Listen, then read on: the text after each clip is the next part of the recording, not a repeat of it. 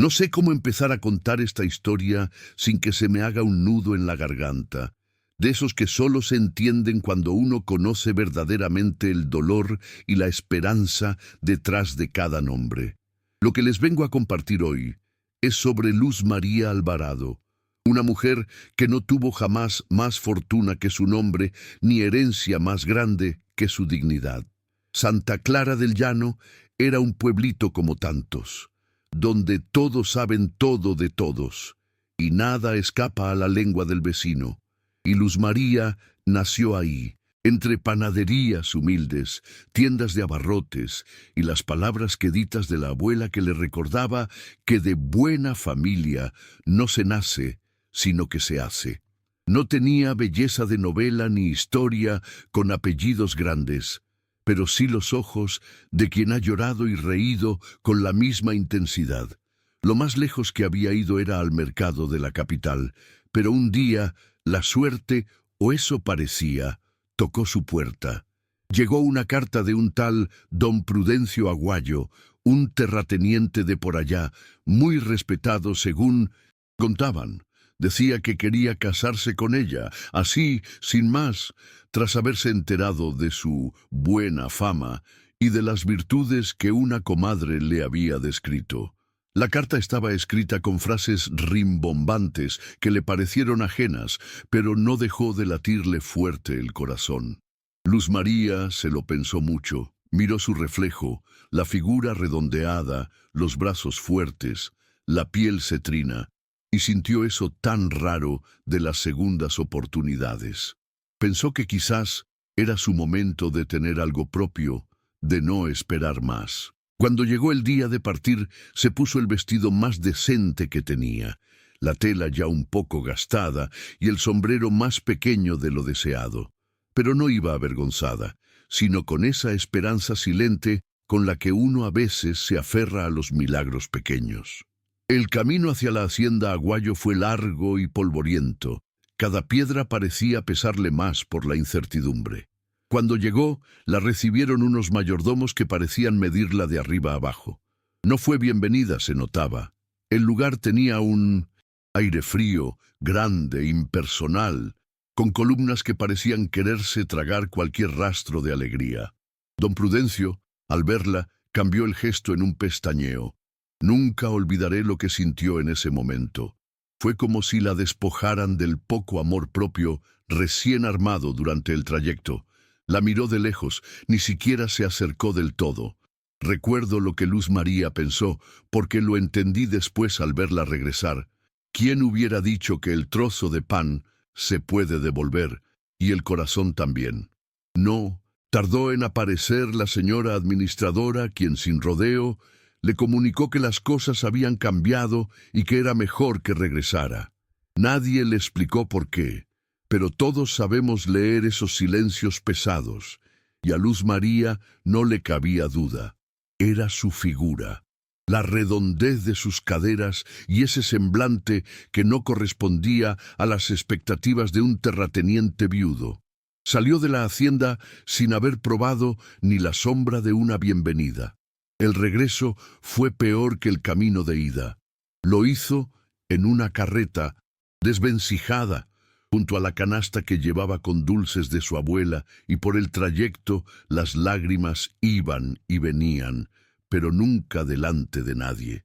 Al llegar a Santa Clara, no hacía falta que explicara lo que había pasado. La gente se enteró rápido. A muchos les duró el morbo más que la compasión. Los comentarios eran sutiles, pero venenosos. Que si quién se sentía para casarse tan arriba, o que al menos lo intentó. Luz María, sin embargo, hizo de todo para que los días no la rompieran. En lugar de quedarse en el cuarto todo el día, empezó a hornear pan con la receta de su abuela. No tenía mucho, pero los aromas sí llenaban la casa, y poco a poco la gente fue llegando. Primero los niños por las galletitas, luego las madres a encargar surtidos, y después los propios chismosos que al menos agradecían el café caliente.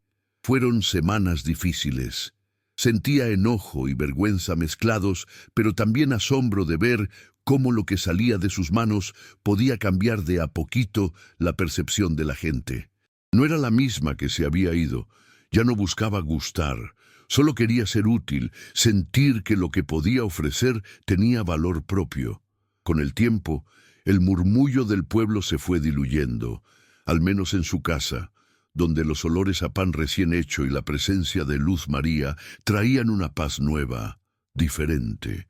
Poco después, se corrió la voz de que en la hacienda San Remigio buscaban una institutriz.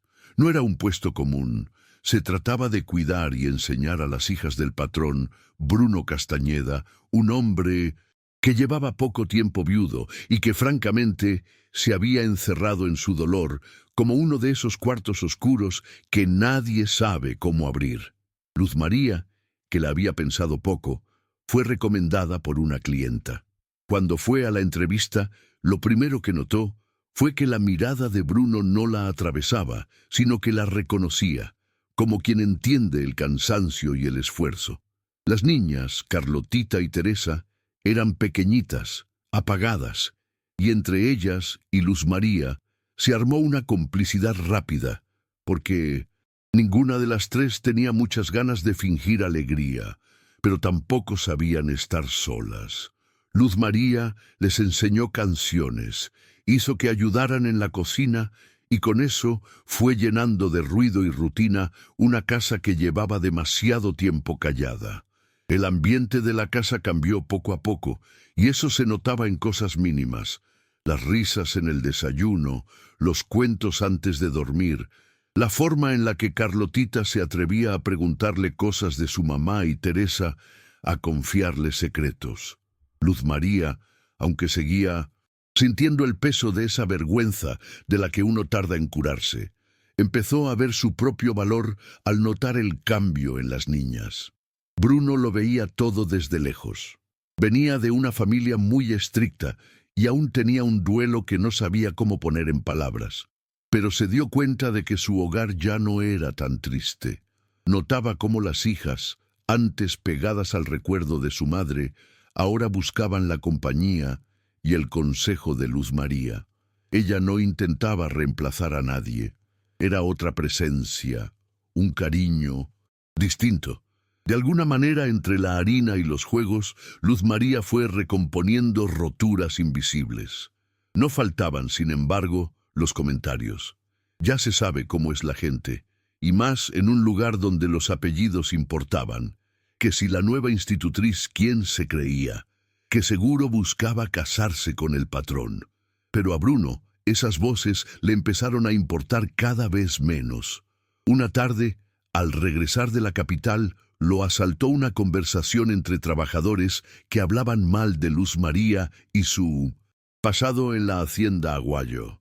Para su sorpresa, Bruno no aguantó la rabia, no gritó ni se indignó al estilo de los ricos, pero sí dejó claro, frente a todos, que en su casa nadie tenía derecho a juzgarla ni a menospreciar lo que con tanto esfuerzo había logrado. Aquella defensa fue vista y oída por Luz María, y ella sintió por primera vez, de verdad, que no estaba sola. Eso marcó un antes y un después, porque fue como si la familia, ya sin etiquetas ni papeles, se reconociera distinta.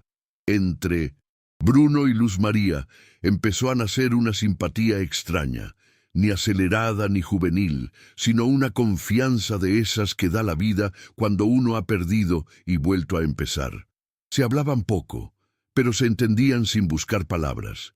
Alguien que no los conociera podría pensar que eran solo patrón y empleada, pero quien de verdad sabe mirar veía cómo los ojos de Bruno buscaban a Luz María en las sobremesas, o cómo ella lo esperaba sin ansiedad, contándole las novedades del día.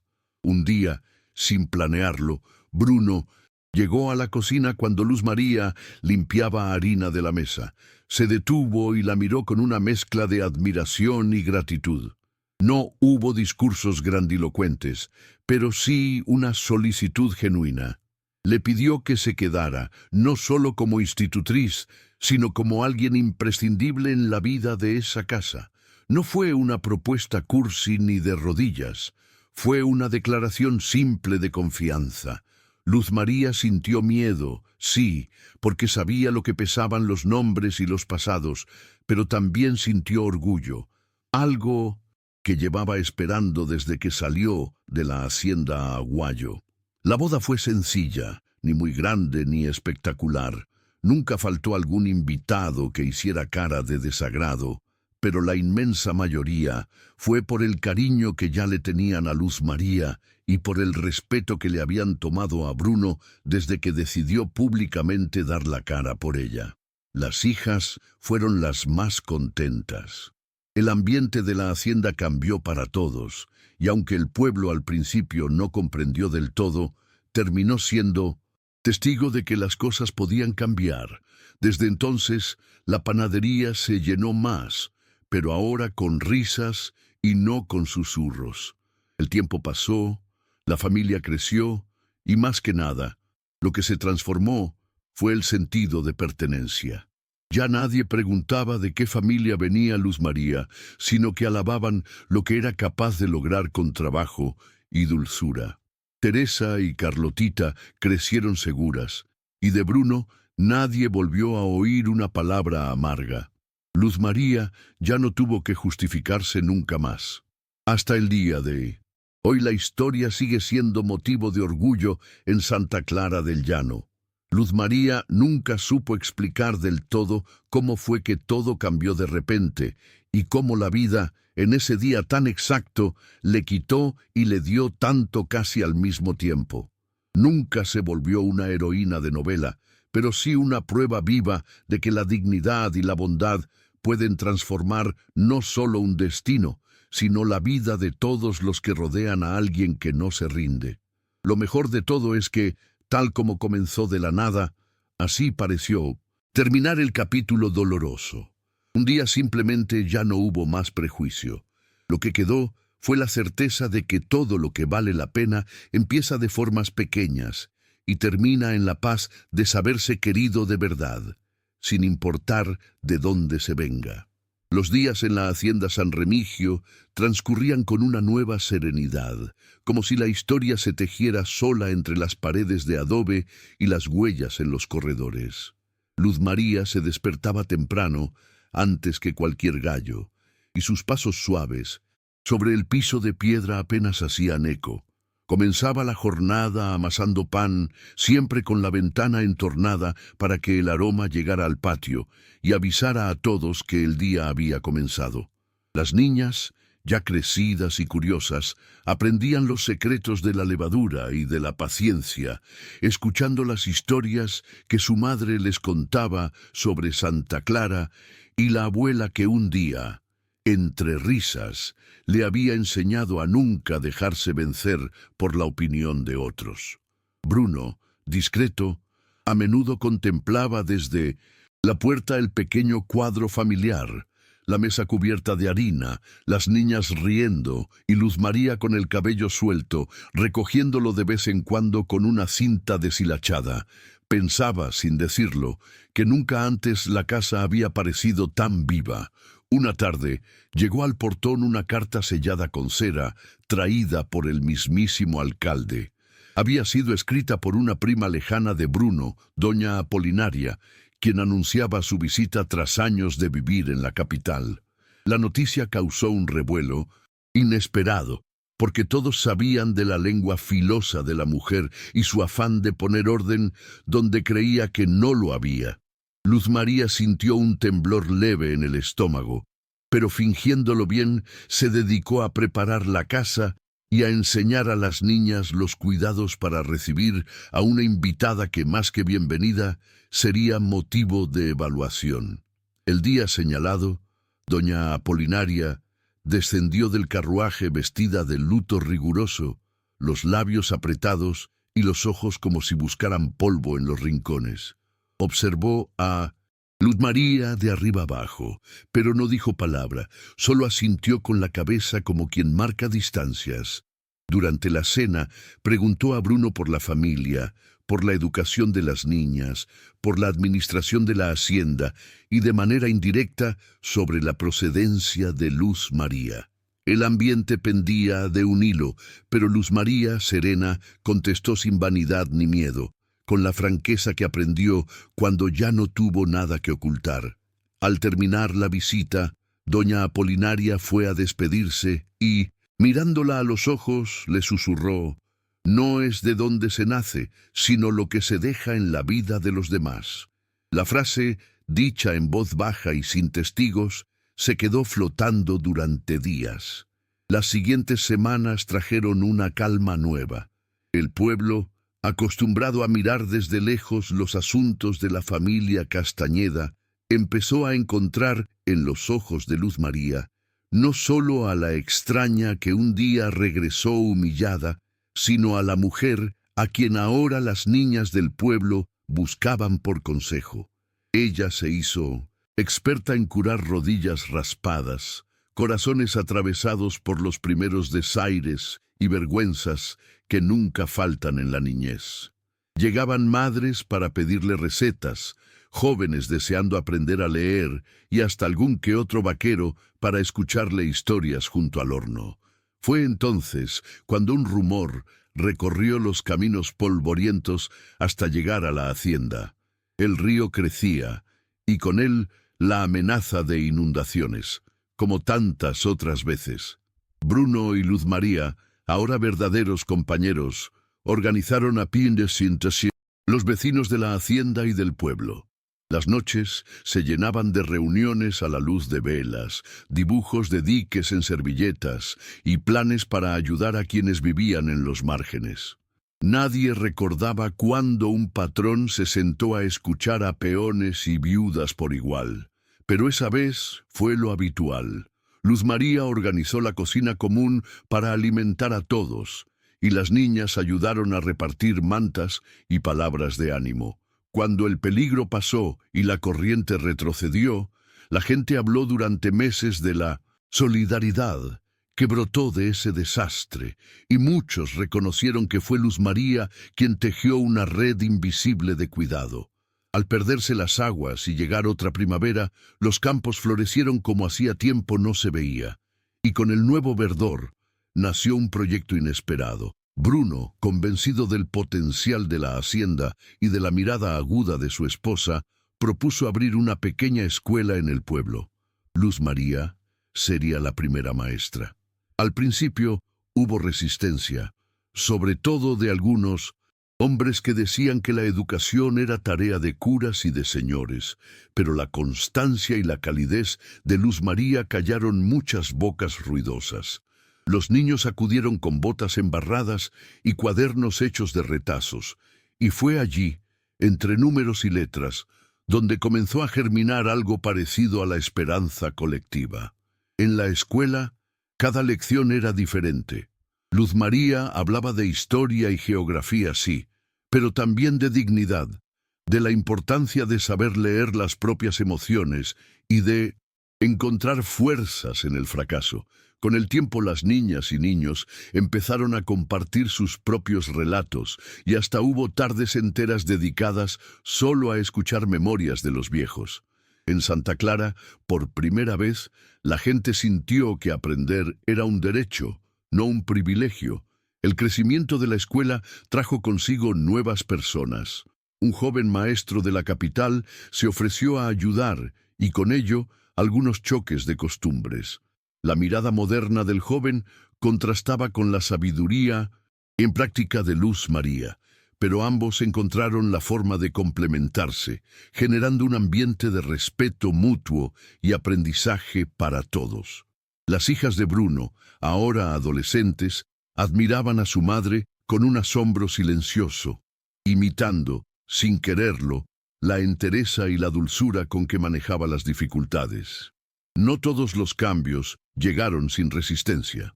Un pequeño grupo de terratenientes comenzó a ver con recelo la influencia creciente de la escuela y el protagonismo de Luz María. Intentaron, por medio de sugerencias y cartas anónimas, desacreditar el proyecto, tildándolo de rebelión disfrazada de educación. La comunidad, sin embargo, se mantuvo firme, y fue Bruno quien, de cara al pueblo, defendió una vez más a su esposa y sus decisiones, dejando claro que esa hacienda ya no era territorio de prejuicios viejos. El paso de los años trajo también nuevos desafíos personales.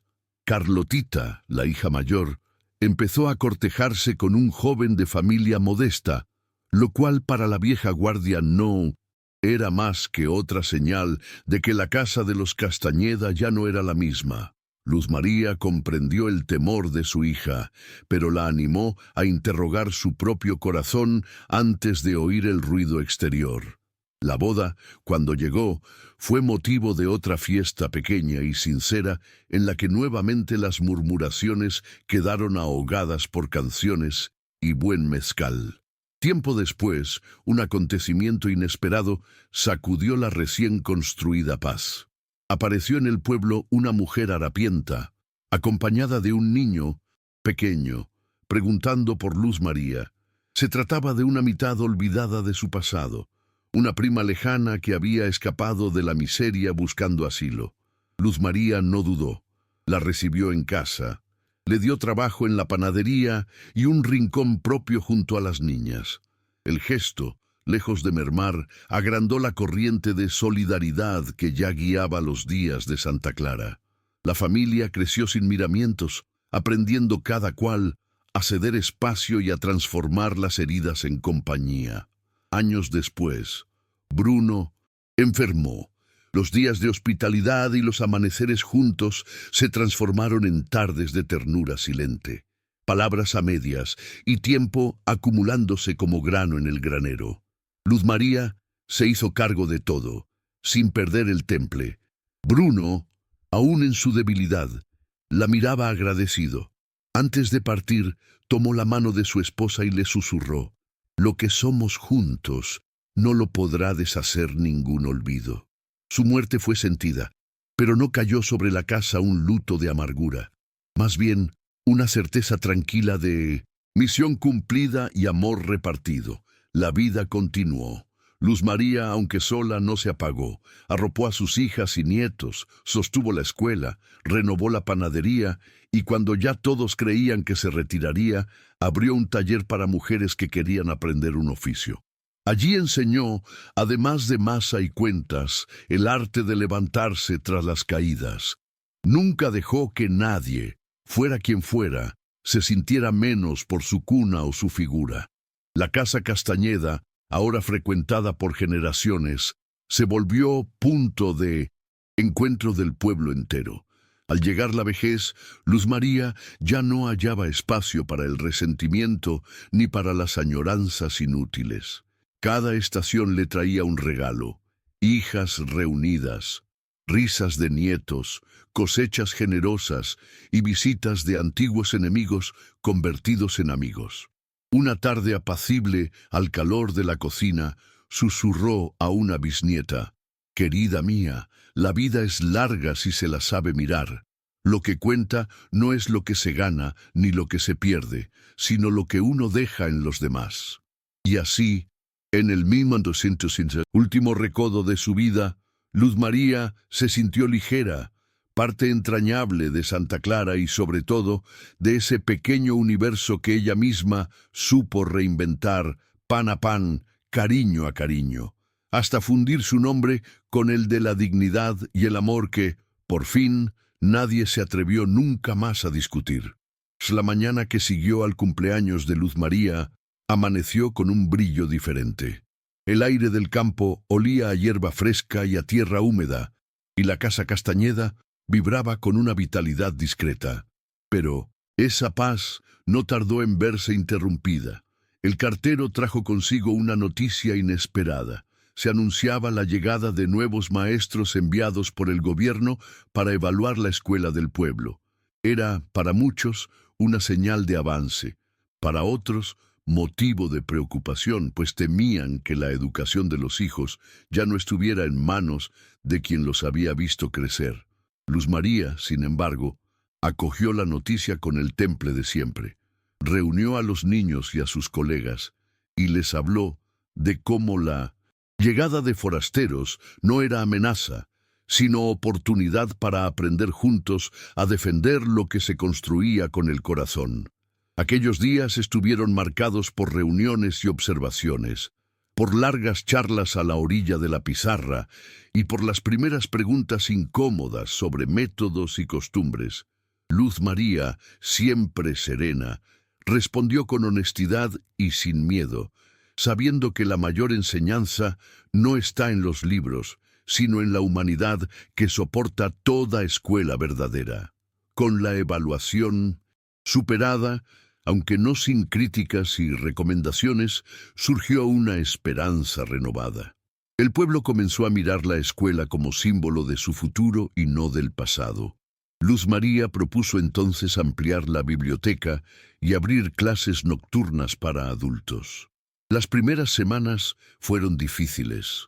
Algunos hombres dudaban en presentarse, temerosos de ser objeto de burla, pero con paciencia y mano firme, Luz María logró tender un puente. Pronto fue común ver a vaqueros y campesinos sentados junto a mujeres y muchachas compartiendo la luz de las lámparas y la tenue promesa de un futuro menos hostil. En medio de ese despertar, Luz María descubría nuevas aptitudes en sí misma, la de mediadora, la de soñadora incansable y la de constructora de comunidad, atributos que le valieron el respeto incluso de aquellos que al principio la despreciaron. Poco después, la familia enfrentó una temporada de enfermedad. Una fiebre recia azotó el pueblo, llevando preocupación a cada vereda. Luz María, apoyada por sus hijas y por la prima que habían acogido años atrás, se turnaba para cuidar a los enfermos, preparar infusiones y mantener la calma. A la par, la escuela y la panadería sirvieron de centros de apoyo, donde nadie fue dejado atrás. La experiencia unió todavía más a la gente de Santa Clara, y los días febriles, aunque duros, dejaron el recuerdo de un pueblo que supo cuidar a los suyos. Cuando por fin la epidemia cedió, todos celebraron una misa en el atrio, y en los rezos se oyeron nombres de agradecimiento. Luz María siempre entre los primeros. Pasado el susto, la vida en la hacienda tomó un giro inesperado. Teresa, la menor de las hijas, anunció su deseo de viajar a la capital para formar parte de un grupo de maestras. Aunque la noticia trajo consigo orgullo, también despertó los viejos miedos de Luz María, el temor de perder lo construido, de que la distancia rompiera los lazos frágiles de una familia hecha de trozos recogidos. Sin embargo, la despedida fue dulce y serena. Estación del tren. Luz María abrazó a su hija con palabras que todos los presentes recordaron. No temas ser diferente, lo que aprendiste aquí será tu escudo, y lo que des a otros, tu hogar. Teresa partió con el corazón rebosante, llevándose consigo la dignidad de su madre. Mientras tanto, la panadería decidió renovarse. Con la ayuda de las mujeres del taller y de algunos jóvenes que aprendieron el oficio, Luz María amplió la carta de productos y comenzó a enviar panes y galletas a los pueblos vecinos. Pronto, el nombre Castañeda se asoció no solo con respeto y justicia, sino con el sabor entrañable que hacía de cada bocado una memoria. Gente de lugares lejanos empezó a acercarse, generando un flujo de historias nuevas y costumbres diferentes que enriquecieron a Santa Clara. La panadería, convertida en un punto de encuentro, se volvió testigo de amores y nostalgias, de reencuentros y confesiones. Luz María estaba ahí, escuchando, orientando, riendo y, sobre todo, recordando a todos el poder de la hospitalidad. Un buen día en primavera se organizó en el pueblo la primera feria en honor a las mujeres trabajadoras. Fue idea de la nieta mayor de Luz María, inspirada por las hazañas de su abuela. Durante la jornada desfilaron artesanas, cocineras, maestras y curanderas. Hubo música, danzas y una representación teatral basada en la vida de Luz María, quien, avergonzada por el homenaje, terminó soltando lágrimas de emoción. Nadie antes había pensado que los relatos sencillos Esos que se tejen calladamente también merecen escenario y voz. La feria se convirtió en tradición anual y la historia de Luz María empezó a circular de boca en boca, mezclada con las canciones que los niños entonaban al atardecer. Con el paso del tiempo, la hacienda comenzó a transformarse físicamente. Nuevas aulas, un pequeño dispensario y un huerto comunitario fueron surgiendo en los viejos terrenos. Frente a cada proyecto, Luz María reunía a los voluntarios y repetía una consigna sencilla: lo que hacemos juntos es semilla para los que vendrán. Esa visión se anidó en el corazón de las siguientes generaciones y con cada cosecha compartida fue tomando fuerza la idea de que el progreso era fruto de la cooperación, no de la competencia. Años después, Santa Clara fue testigo de uno de los inviernos más crudos que se recordaran. Las cosechas escasearon y hubo hambre en varios hogares. Nunca antes la comunidad necesitó tanto del liderazgo silencioso de Luz María. Con su ejemplo, organizó bancos de alimentos, ofreció pan a los que menos tenían y llamó a la solidaridad entre vecinos. A pesar del frío y el cansancio, las noches se pueblan de historias junto al horno y en ese invierno muchos aprendieron que el valor de la esperanza reside en la constancia de los actos pequeños. Con la llegada de la vejez, Luz María encontró nuevas formas de dar. Se dedicaba a escribir cartas y relatos para las nietas que habían viajado lejos. Sus palabras, llenas de sabiduría, cruzaban cerros y ciudades, llevando consuelo y consejo. Pronto, esos relatos se compartieron en voz alta en la escuela y los niños empezaron a escribir también sus historias. Se formó un círculo de lectura donde, cada tarde, las voces múltiples de Santa Clara narraban la vida cotidiana, fundiendo el ayer y el mañana en una sola esperanza. Un verano llegó al pueblo una joven periodista, atraída por la historia de la escuela y el legado de Luz María. Durante días la acompañó, tomando nota de sus rutinas, escuchando los relatos, comiendo su pan y compartiendo las tareas. La joven, conmovida hasta las lágrimas, publicó un reportaje que llevó el nombre de Luz María mucho más allá del valle. Eso trajo visitantes, sí, pero también un aire de orgullo colectivo. Por primera vez, la gente de Santa Clara sintió que sus luchas y sueños tenían eco en el mundo exterior. El último gran acontecimiento llegó con el centenario del nacimiento de Luz María. Todo el pueblo se volcó en la celebración. Se organizó un gran mural en la fachada de la escuela, pintado por niños y ancianas, donde las escenas más humildes de la vida de Luz María brillaban con colores vivos. La panadería, la escuela, el río, la casa llena de nietos. Esa noche, bajo un cielo de faroles y estrellas, la familia entera se reunió.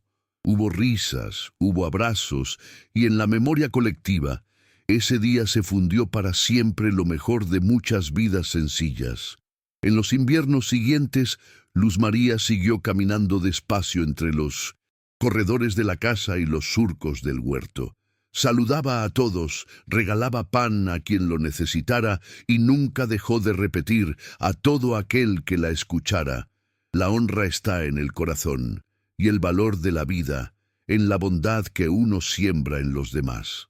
Así, justo cuando parecía que no quedaba nada más por enseñar, supo que la vida le había dado el mayor regalo: ver transformarse con manos propias y ajenas ese pequeño mundo que comenzó un día con el aroma de pan, el brillo de la dignidad y la fuerza tranquila de atreverse a ser diferente.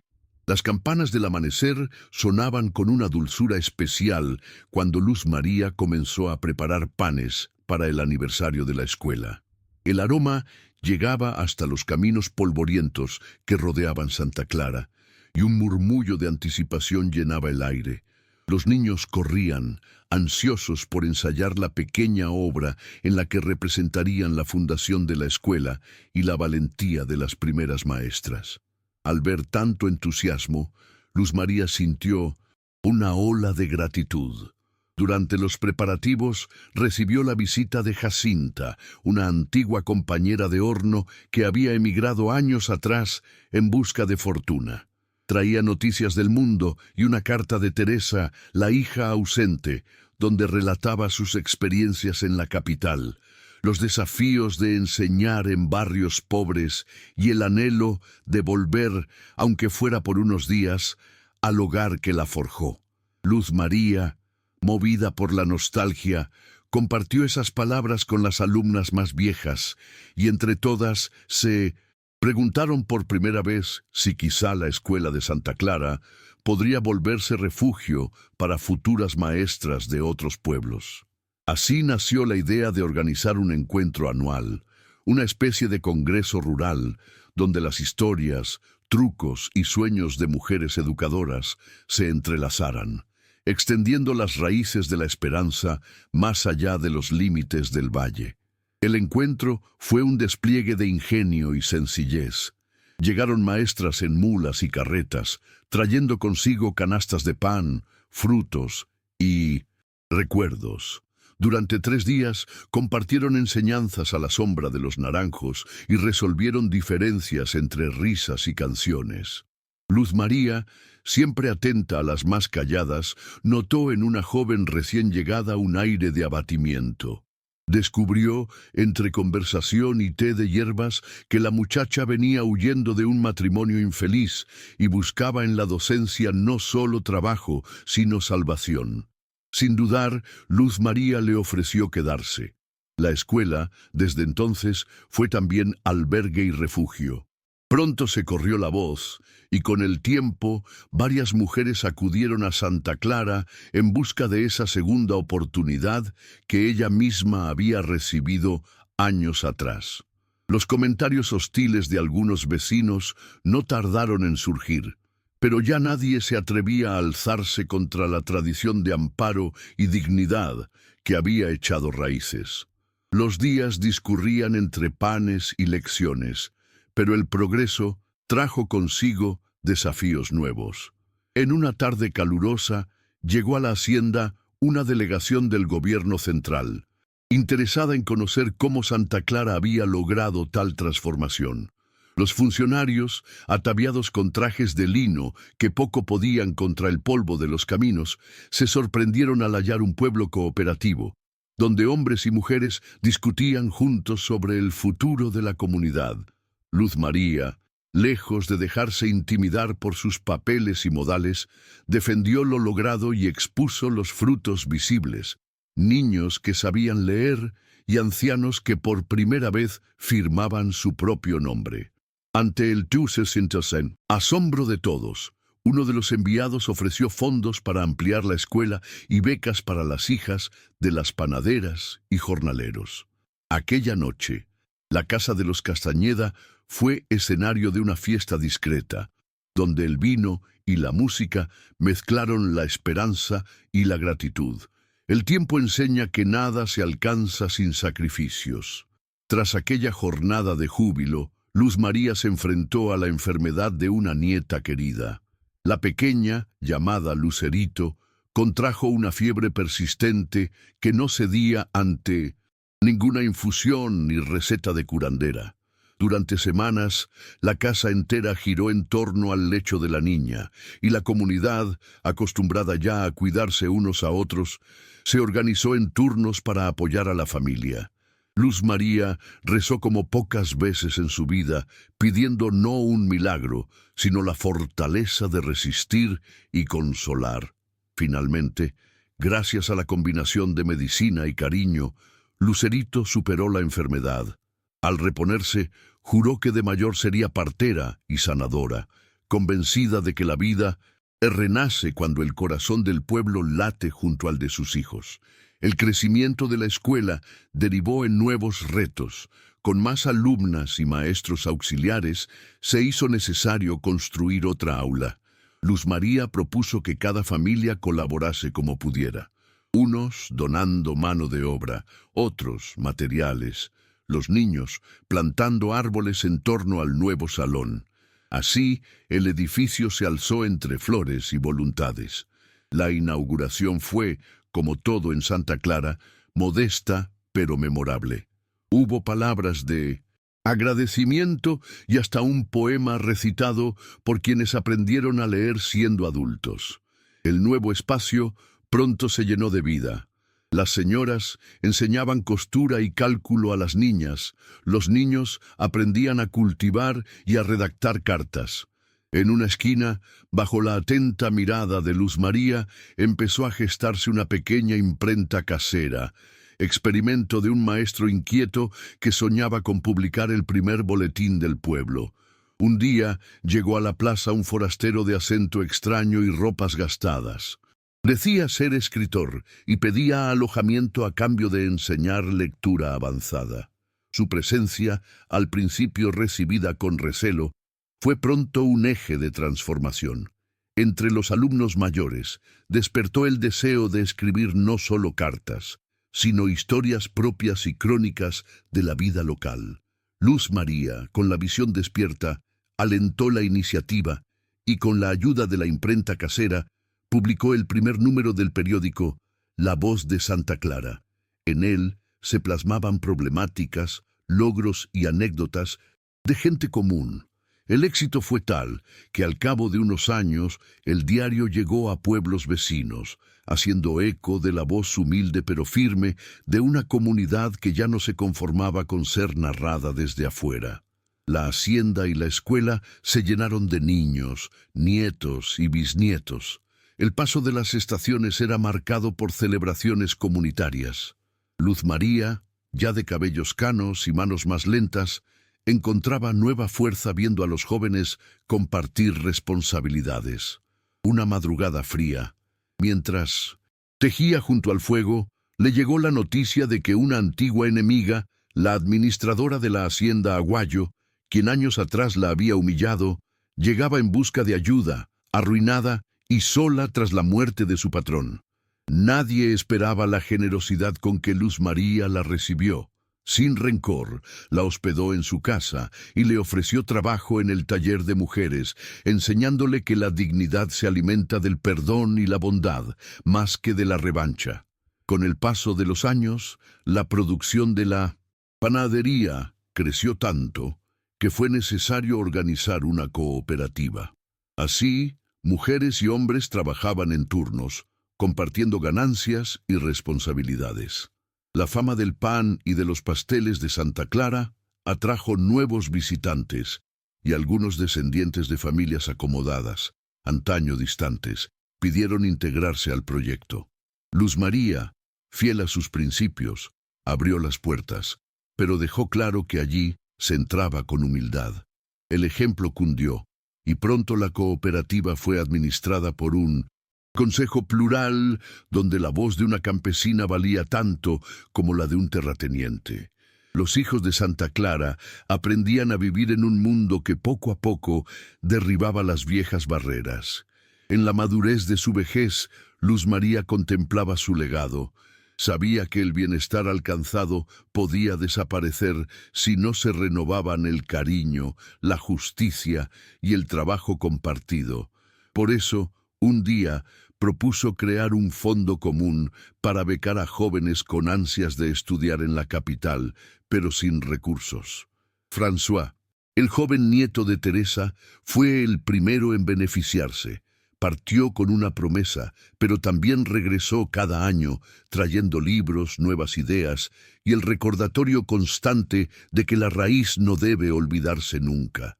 Como madre sabia, Luz María seguía enseñando que partir es bueno, pero volver a sembrar donde uno creció es lo que da sentido a todas las partidas. No todo fueron días de luz. Una sequía larga azotó el valle, secando campos y enojando a los hombres. La desesperanza amenazó con romper los lazos del pueblo, pero fue entonces que Luz María, liderando una asamblea, recordó a todos el valor de la unidad. Organizaron riegos nocturnos, trueques de alimentos y hasta expediciones para hallar nuevos pozos. Pese a la fatiga, nunca faltó el pan solidario ni la palabra de aliento. Cuando finalmente las lluvias volvieron, fue celebrado no solo como victoria sobre la naturaleza, sino sobre el miedo y el egoísmo, que retrocedieron, al menos por una generación. En los últimos años, la figura de Luz María se hizo leyenda en vida. Ni la edad ni los achaques le impidieron reunirse cada tarde con los niños para contar historias al pie del mural que ahora ocupa el viejo muro de la escuela. Allí narraba, sin adornos, el largo viaje de una mujer que, rechazada al principio por su cuerpo y su falta de apellido, halló en cada acto de bondad la fuerza para transformar una tierra entera. Cuando se le preguntaba si era feliz, ella sonreía y decía: «La felicidad no es el final de la historia, sino la manera de andar el camino». El día en que Luz María faltó, el pueblo entero cerró sus puertas. Ni panadería, ni escuela, ni huerto abrieron ese día. La memoria estaba de luto, pero también celebrando. Con los primeros rayos, depositaron flores y cartas en la puerta de su casa. Al atardecer, niñas, nietos y adultas, sentados en círculo, comenzaron a leer las cartas que ella escribió y nunca entregó, esas llenas de consejos, gratitudes y recuerdos. Y cuando la última luz se apagó sobre el valle, todos entendieron en el silencio compartido que el verdadero legado de Luz María no era otro que la semilla de dignidad y esperanza plantada en cada corazón de Santa Clara. «Lo siento, no puedo cumplir con esa solicitud»,